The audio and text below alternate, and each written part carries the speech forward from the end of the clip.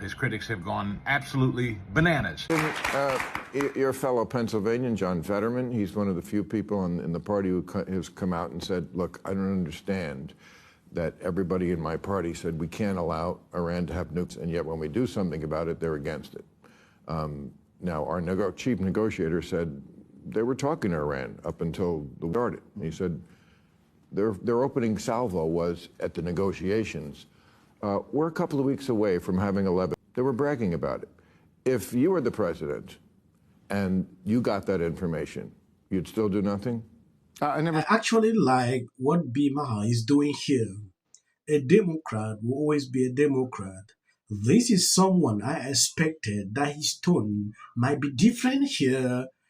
He is now saying the president was not clear enough. Clarity. The president should come out and clarify everyone. So they should take the information and review to the opposite side. That is what he expected. They had an interview today. I just want to show you this video. You'd still do nothing? I never said... I'm asking. No, what I would do, and what the President of the United States failed to do, was be clear with the American people about what the hell we were doing here. Was the plan to go after the nuclear 7 months ago, pardon me. Was the plan to go and do regime change, in which case, who the hell is going to take over? I don't think the son's any better than the father. Was the plan to go in there later, but then you got forced because Netanyahu forced your hand? Remember they said that? So it's a matter of clarity. Walked that back. I think if you don't have clarity on why you're going in, you have no way of knowing how the hell to get out. Where we have a commander-in-chief and his sidekick, Pete Hegseth, who are acting like a bunch of 8-year-olds playing with toy soldiers. We've lost 13 American soldiers. American people, and by the way, most of the global community has no idea why the hell we went there in the first place. And the President of the United States, our commander-in-chief, owes us an answer. I think people have an idea. What was the reason we went in? Well, everything you said. The nukes, regime change, and just to reshuffle the deck in the Middle East. But nothing was ever really going to get better there. Actually like how B responded to him. If you notice, he started by pointing out, oh, this. Then at the end of the day, then claim he knows nothing, why they went in at the first place.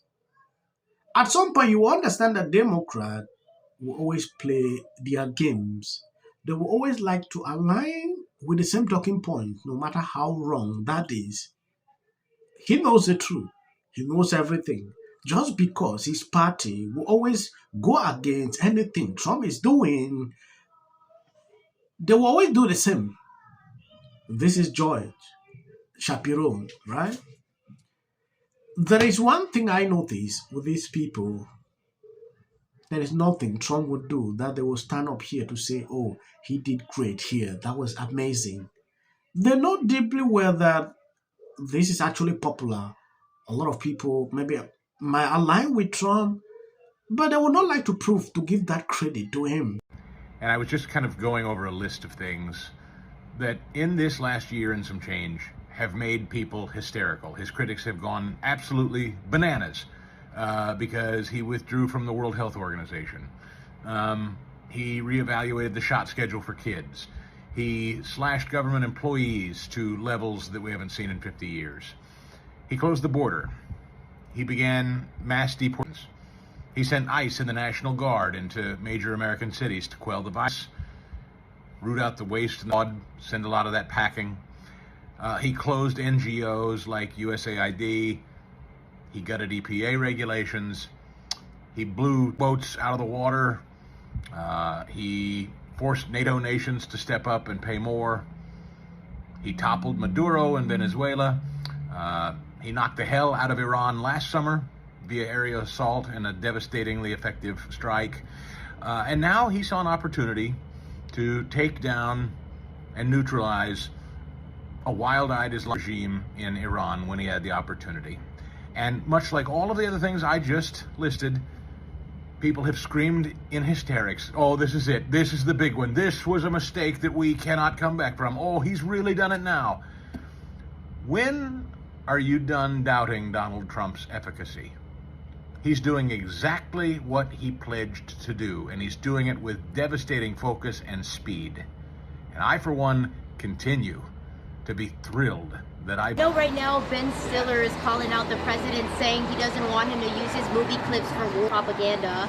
I mean, it sounds like a lot of people are kind of, criticizing Trump, like Hollywood right now, over this war thing. Is that fair? Yeah, because everybody in the world should listen to what actors and comedians say, because they're so qualified. Basically, shut the f*** up. Do your art and shut up. Nobody's interested in your opinions. That includes me, who I vote for, who I like. Who do you think you are? People in America work hard for their living, and they don't want to be lectured to by people who live in mansions and drive Rolls Royces. It's time for everybody in the entertainment industry to shut their pie hole and just do your art. Nobody cares what you think. I don't. Okay. What will Mark Ruffalo, however the he pronounces his name. Mark Ruffalo, yeah. Ruffalo, Buffalo. What does Mark think about politics? I don't care. So you think celebrities should stay out of the politic talk? Well, we both agree. Good question. When are you going to stop doubting Trump? What he's doing is what he promised. Everything was in line. And at some point, you will see people just coming out to play like they never knew that Trump can do this. I don't know why people are surprised. Like, what he actually pointed out here on this video is everything Trump has done within this space of time. One after another, he executed everything. But it still baffles me why people are doubting him.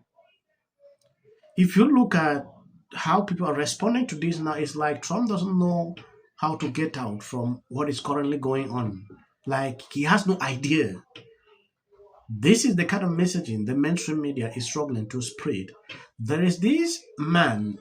And finally, new rule, as this Sunday's Academy Awards show is the 10th anniversary of the Oscars So White campaign, someone must wear a ribbon that says, "We won."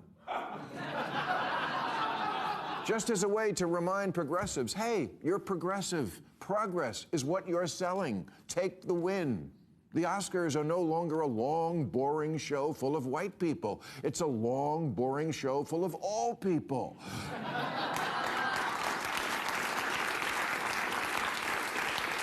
In the last decade, Best Picture has gone to Everything Everywhere. It usually baffles me when I see these people putting out political opinions on issues. I really wonder why people even take them seriously. This founder of Keys, he actually said the truth here. He doesn't care what Mark Ruffalo is saying. This is not the first time. I saw the other guy going after the White House, like they should remove his short clips because they posted about what is currently going on. I understand their politics. People went off on him on the comment sections, like, shut the F off. Like, what are you talking about? Hegseth also went all out on the buffet. They're just hearkening back to our founders. As Paul Revere declared on his famous ride, one if by surf, two if by turf. What is this, my 600-pound Defense Department? I want to appreciate people sharing out the videos. God bless you abundantly. As of the short clips at the end, that is for the white algorithm. It's nutty as hell. Yeah. And you're right. Every day is something new. And it's, I was thinking about it yesterday because I thought.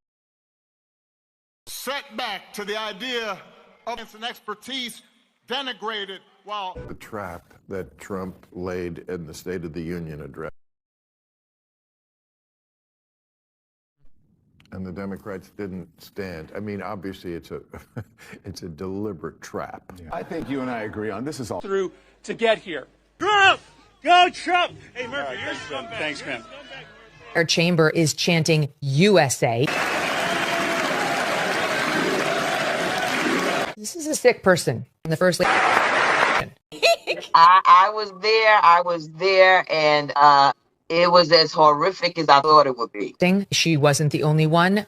Look at 35, CNN's Abby Phillip. But he utilized almost like these game show type moments where you're seeing awards being presented. They're just so disgusting. Of course, he chose who did not vote in his favor and did not shake her hand there. Here's the video. He shook everyone's hand. Everyone. There's the Chief Justice. All of them got their hands shaken to the point where they had to come back on the air and say this in SOT 33. But we should point out as he walks in, he's pretty close to the justices again as he comes. Other than illegal on either of those two, I think they took his bait. Can take away from the joyous moment as all Americans. And why are they putting a medal? Oh, he's already under scrutiny for 1,000 reasons. Viral Patel posted this on X. Job. I get suspicious when any person's home, it's very easy to. This is for the people in the United States who are terrorized and scared today. The country's in such emotional turmoil. And Republicans on both sides. You're so amazing. And wasn't it so great? When it can be hard to hope. Hey, girl.